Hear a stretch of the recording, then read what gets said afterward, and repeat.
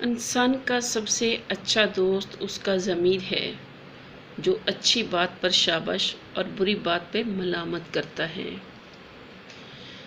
شام زندگی کی ہو یا دکھوں کی، آخر ڈھل ہی جاتی ہے۔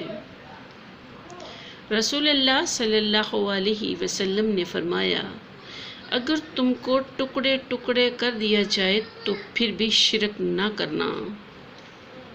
کپڑے انسان کے جسم کو ڈھانپتے ہیں اور گفتگو اس کی شخصیت کو۔ غصے کے وقت برداشت کا ایک لمحہ تمہیں 1000 بار شرمندہ ہونے سے بچا سکتا ہے۔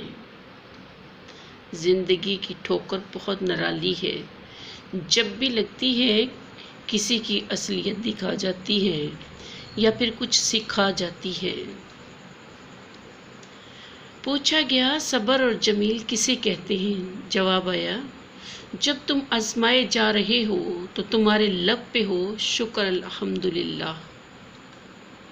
حضرت علی نے فرمایا، 3 رشتے بے نقاب ہو جاتے ہیں، بڑھاپے میں اولاد، مصیبت میں دوست اور غربت میں بیوی۔